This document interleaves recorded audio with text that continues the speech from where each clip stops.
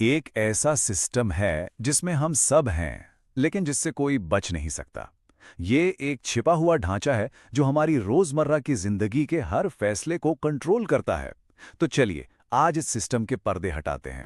कभी इस बात पर गौर किया है कि आसपास के पेट्रोल पंप पर दाम लगभग एक जैसे क्यों होते हैं?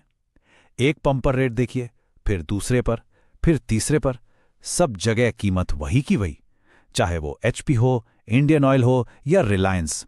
जब हम एक फ्री मार्केट में हैं तो ये कंपटीशन दिखता क्यों नहीं?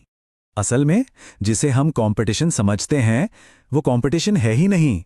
ये एक बहुत ही सोच समझकर डिजाइन किया गया सिस्टम है। एक ऐसी रणनीति है, एक ऐसी प्लेबुक जो आज से करीब 150 साल पहले लिखी गई थी और आज भी बिल्कुल वैसे ही काम कर रही है। तो कौन था इस पूरे सिस्टम के पीछे? वो कौन था जिसने ये खेल बनाया? इतिहास का सबसे अमीर इंसान, नाम था जॉन डी रॉकफेलर।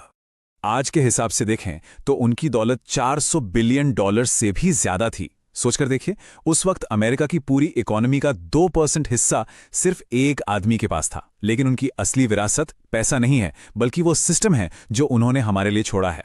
उनकी सोच भी बड़ी अजीब थी, मतलब दो अलग अलग दुनियाओं का मिक्सचर। एक तरफ थे उनके पिता जो एक कॉन मैन थे, एक ठग, जिनसे उन्होंने चालाकी और लोगों को अपने हिसाब से चलाने का हुनर सीखा। और दूसरी तरफ थी उनकी माँ जो बहुत ज्यादा धार्मिक थी, जिनसे उन्हें यह यकीन मिला कि वो जो कुछ भी कर रहे हैं वो भगवान की मर्जी से हो रहा है, एक अच्छे काम के लिए।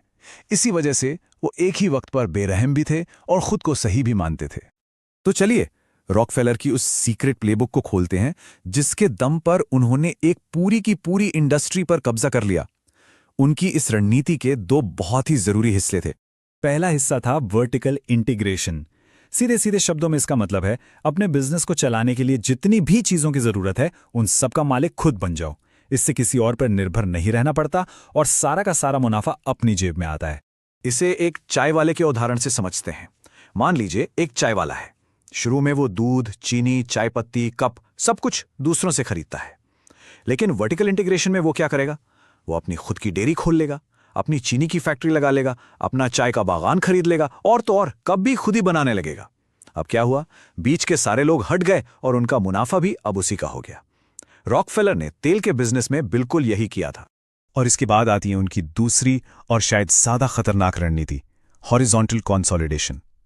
इसका मतलब बहुत साफ था, अपने हर एक कॉम्पिटिटर को या तो खरीद लो या फिर उसे बर्बाद कर दो, तब तक जब तक मैदान में सिर्फ आप अकेले न बचे रहो।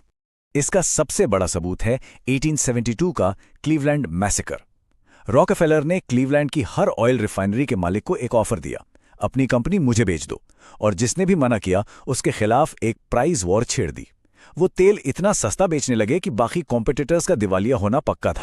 और नतीजा ये हुआ कि सिर्फ 3 महीने के अंदर रॉकफेलर ने क्लीवलैंड की 26 में से 25 रिफाइनरियों पर कब्जा कर लिया। उनका मार्केट शेयर 4% से सीधे 96% पर पहुंच गया। ये ताकत थी उनकी रणनीति की। रॉकफेलर का तो साफ मानना था कि कंपटीशन एक पाप है। उनके हिसाब से आपस में लड़ने से सिर्फ पैसा और मेहनत बर्बाद होती है। असली मकसद तो कंसोलिडेशन है, यानी सब कुछ एक ही कंट्रोल में ले आना। और हैरानी की बात यह है कि यह प्लेबुक आज भी जिंदा है। 150 साल गुजर गए, लेकिन बड़ी बड़ी कंपनियां आज भी बिल्कुल इसी तरीके को अपना रही हैं, भारत में भी और पूरी दुनिया में भी। अगर रॉकफेलर इस सिस्टम के आर्किटेक्ट थे तो भारत में इस प्लेबुक को बिल्कुल उसी तरह इस्तेमाल करने वाले थे धीरूभाई अंबानी। उन्हें भारत का रॉकफेलर कहना गलत नहीं होगा। वर्टिकल और हॉरिजॉन्टल इंटीग्रेशन, यही दोनों रणनीतियां उनकी जबरदस्त कामयाबी का आधार थीं। 2016 में जियो का लॉन्च तो सबको याद ही होगा, है ना? Free data, free calls. ये रॉकफेलर के क्लीवलैंड मैसेकर का मॉडर्न इंडियन वर्जन था। और नतीजा, कुछ ही सालों के अंदर 10 से ज्यादा ऑपरेटर्स वाला टेलीकॉम बाजार सिमटकर सिर्फ 3 बड़ी कंपनियों के बीच रह गया। रॉकफेलर ने ट्रस्ट नाम की एक चीज बनाई थी जिससे वो कानूनी तौर पर कई अलग अलग कंपनियों के मालिक बने रह सकते थे। आज उसी ट्रस्ट का नया रूप है होल्डिंग कंपनी, जैसे अल्फाबेट जो गूगल और यूट्यूब दोनों की मालिक है, या मेटा जो फेसबुक, इंस्टाग्राम और व्हाट्सएप तीनों की मालिक है। ये सब उसी पुराने स्ट्रक्चर पर काम करते हैं। और नतीजे देखिए, आज इंटरनेट सर्च में गूगल का हिस्सा 92% है। ये तो रॉकफेलर की स्टैंडर्ड ऑयल के 91% मार्केट शेयर से भी एक कदम आगे है। ये एक मॉडर्न मोनोपोली है जो इतनी खूबसूरती से काम करती है कि हमें एहसास तक नहीं होता। ये कंपनियां सिर्फ एक प्रोडक्ट नहीं बेचती, ये एक पूरा इकोसिस्टम बना लेती हैं। सोचकर देखिए, सुबह जो खबरें पढ़ी, दिन में जो ग्रोसरी खरीदी, शाम को जो डेटा इस्तेमाल किया, हो सकता है ये सब कुछ एक ही कंपनी के नेटवर्क के अंदर हुआ हो। रिलायंस इसका एक बेहतरीन उदाहरण है। तो सवाल ये उठता है कि इस पूरे खेल में एक आम इंसान की जगह कहाँ है? असल में जिसे हम चुनने की आज़ादी समझते हैं, वो अक्सर सिर्फ चुनाव का एक भ्रम होता है। होता यह है कि ये सिस्टम हर रोज, हर पल आम लोगों से पैसा खींच रहा है। चाहे पेट्रोल हो, डेटा हो, शॉपिंग हो या दवाइयाँ, हमारा हर खर्च घूम फिरकर उन्हीं कुछ गिनी चुनी बड़ी कंपनियों की तिजोरी में जा रहा है। हर रास्ता उसी सिस्टम की तरफ वापस जाता है। तो अब आगे क्या?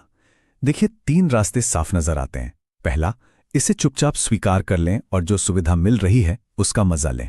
दूसरा, इससे लड़े, छोटे नए विकल्पों को सपोर्ट करें, जो एक नेक लेकिन बहुत मुश्किल रास्ता है। या फिर तीसरा रास्ता, इस सिस्टम को समझें, पैसे के बहाव को पहचानें और खुद को उसी बहाव के साथ सही जगह पर खड़ा करें।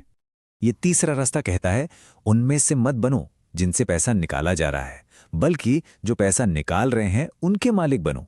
मतलब अगर सिस्टम पैसा खींचकर कुछ खास कंपनियों में जमा कर रहा है, तो क्यों ना उन कंपनियों का हिस्सेदार बन के सिस्टम का फायदा उठाया जाए।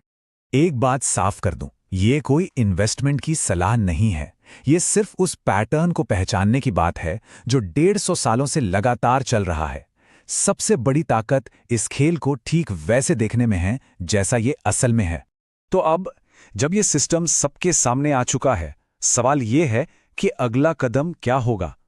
सिस्टम को समझना ही अपने आप में सबसे बड़ी ताकत है, और एक बार किसी ने इस खेल को समझ लिया तो फिर इसे अनदेखा करना नामुमकिन हो जाता है।